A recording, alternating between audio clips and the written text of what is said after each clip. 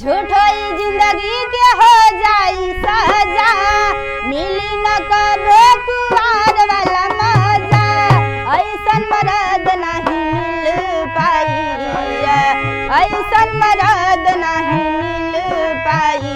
हमके दुल्हन बनाल ना त दूसर लेके जाई, है जवानिया के मजा कौनो दूसरे उठाई।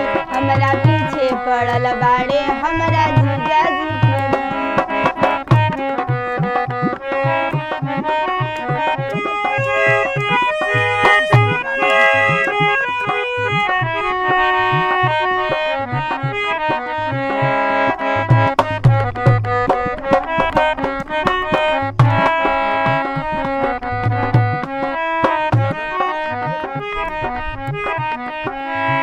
रहे न पाई बजारत ई प्यार हो, लइका जे होई बढ़ी परिवार हो। रहे न पाई बजारत ई प्यार हो, लइका जे होई बढ़ी परिवार हो। गौवा घरवा के लोगवा सभे ताना मारे हो, पापा जी के हेडक हम ही बानी भारी हो। जिंदगी भर करब तो हर भर पाई, जिंदगी भर करब तो हर भर पाई। हमके दुल्हन बनाल ना त दूसर लेके जाई, है जवानिया के मजा कौनो दूसर।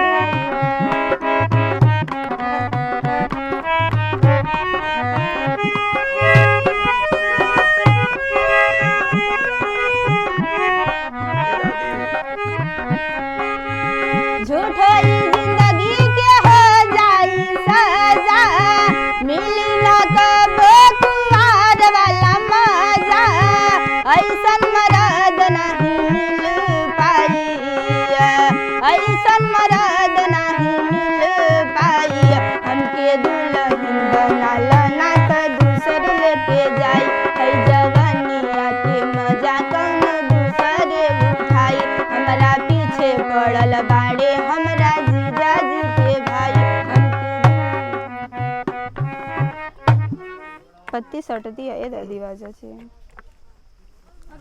दादी हारमोनिया चेंज कर दो। कहाँ से हारमोनिया चेंज